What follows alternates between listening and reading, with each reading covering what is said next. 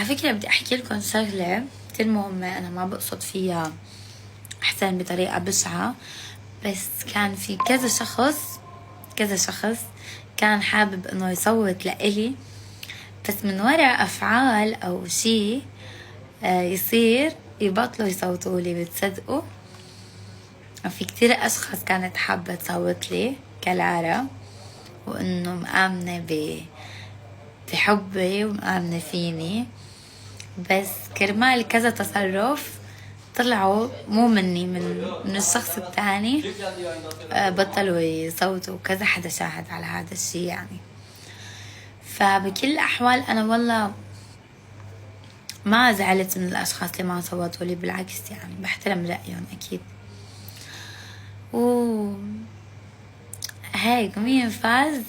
يلا قربت بقي شوي وتستفقدوا لنا. احكي لكم على شيء كتير مهم. انا ما بحب حدا يسيء بسمعة حدا ابدا ابدا، يعني مين ما كان ما بصير نحن نطلع نقعد نحكي بطريقة بشعة، خلص يعني.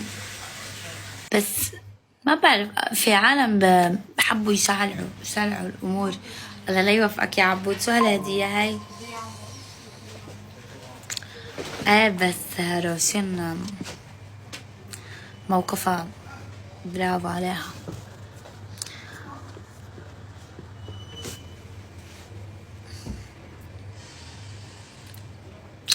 عبود مبين علي تعبانة، مو قوم افتح معي، انا ما بيكمل اللايف تبعي من دونك عبود.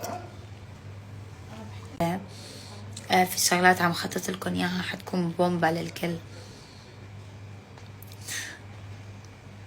روشين خلنك يا روشين، شو عم تعملي؟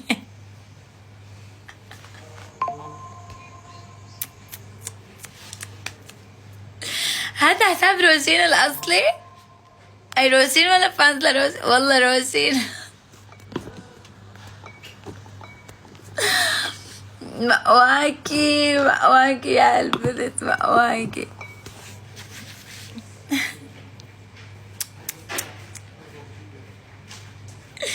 يا جماعة بدي احكي لكم على شغلة بخصوص روشين.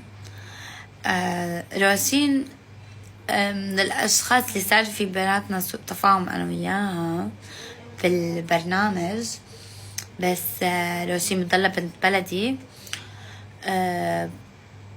وما صار في بيني وبينها شي. بعد البرنامج نحن اجتمعنا كذا مرة، بس يمكن في عالم بتحب توقع بيني وبين البنت، توقع بيني وبين البنت، وصاروا يحكوا على لساني لروشين انه انا بحكي عليها بظاهرة او شي، وانا بالفعل مو حاكي عليها لروشين يعني. فكتير صار في سوء تفاهم بيني وبينها، مع انه نحن بعد البرنامج شفنا بعض وتصالحنا وما في شي. وانا ما من الناس اللي بحمل بقلبي، عرفتوا شو؟ ابدا. هيك صار معنا. بنحبك كتير لارا، وانا بحبكم كتير والله. اللي عم يكتب انه انا غادرة بجينيفر، انا وياها من شوي كنا بنحكي مع بعض، من شوي عم قلها انتي امت راجعة من ايطاليا؟ وين جاني هيك. واخر فويس بعتلها يا ما بعرف حيبين، عم قلها ماشي يا عمري ديري بالك حالك توصلي بالسلامة تقبريني، عم قلها ديري بالك حالك وتوصلي بالسلامة تقبريني. يعني يا انتو اصحابين الفتن شو بتعملوا هون؟ طيب يلا، مو انت عم تقول غدرتي بجينيفر؟ تفضل او تفضلي. سمعتوا الفويس؟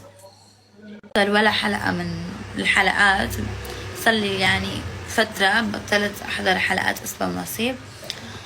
فاليوم شفت المقطع وانا عم قلب الانستغرام منزلينه انه معروف كان بده يصوت الي، وبعدين ما صوت لي، وحتى قال انه انا لا تواخذيني وهيك. انا كتير انبسطت على القليلة، لانه هيك كنت انا بباله لمعروف، يعني كان مصدق ومآمن فيني وبحبي مثلا. فانا كتير انبسطت لما شفت هذا الشيء معروف. عن جد شكرا كتير، ما توقعت ابدا انك انت تكون حاكي هيك. كتير انبسطت أكتر ما بتخيلوا.